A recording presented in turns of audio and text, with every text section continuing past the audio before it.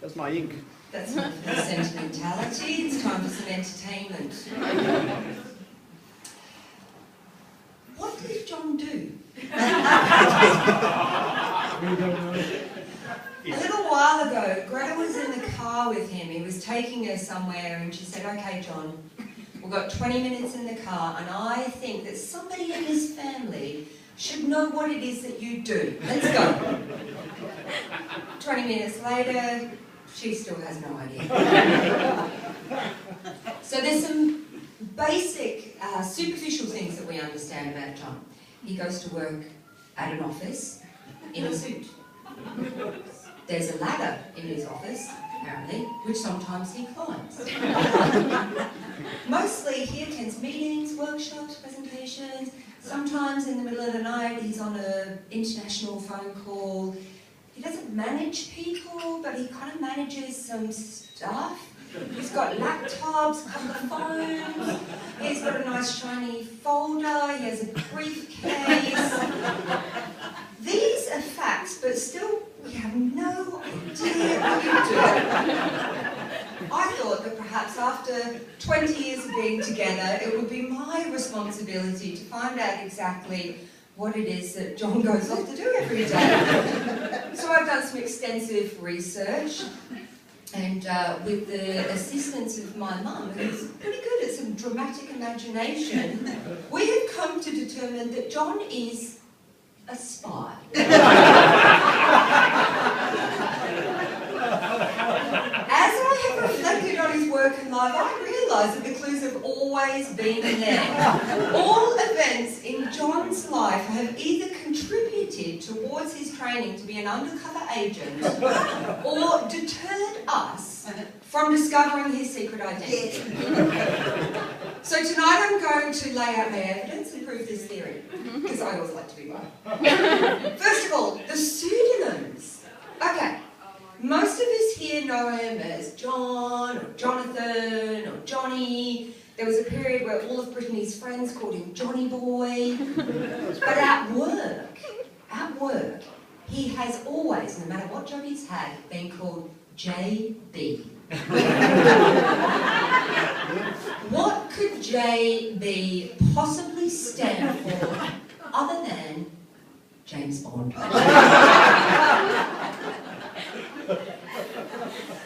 So let's have a look at his history. For several years, John ran an adventure recreation company in the Grampians. So during this time, he took people out rock climbing, abseiling, and canoeing, and there was mountain bike riding in the dark. He sailed yachts, he's windsurfed, he's voluntarily participated in wilderness survival challenges. Why? The type of extreme activity has continued through his life. It also includes now surfing, snowboarding, road racing, riding up stupidly steep mountains. Now for most of us, we'd have added this up and gone, you know what, John's a bit of an outdoorsy kind of guy. But I would actually posit that most people who are into a little bit of fitness just go to the gym. Why else would you do all of this activity if it was not to practice for the day when you needed to abseil out of an exploding helicopter, slide down a mountain on my skis after a Russian spy, head through the wilderness, ducking gunfire, and climb up a skyscraper with your bare hands in order to rescue a saucy Bond girl?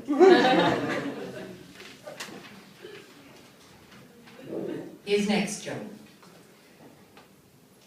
It was a somewhat surprising trajectory into project management, from adventure recreation to project management. What does a project manager do? They plan and execute. Or so we're led to believe. In the corporate world, project managers are known as PMs. PMs. Perfect acronym for the cover of someone whose real job is perhaps a plotting mastermind. Under the facade of corporate speak, it would be easy to spend several years in training learning how to plan and execute.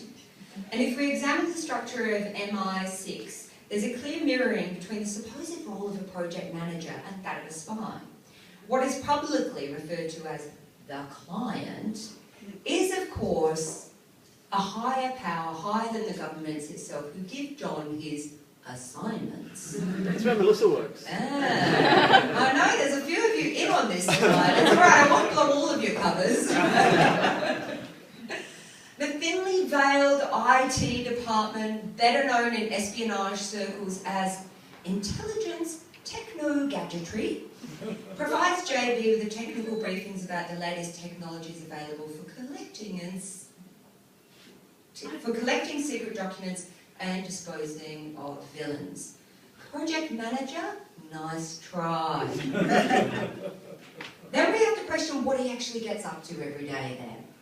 These presentations, workshops, seminars. I don't have all of the data to prove this, but I propose that what actually these sessions are a smokescreen for a British spy grooming college.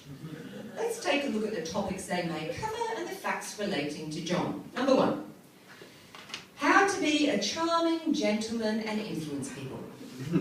JB is, without a doubt, utterly likeable. He gets along with everyone. He is witty. He is charismatic. In fact, his generosity towards other people and his selflessness seem, well, let's be honest, not necessarily real. I think he's learned this decency somewhere. Topic number 2. Appropriate grooming and style for plotting masterminds. So since his adventure recreation years and living in the bus as a hippie, he has become impeccably well groomed. This is a clear giveaway.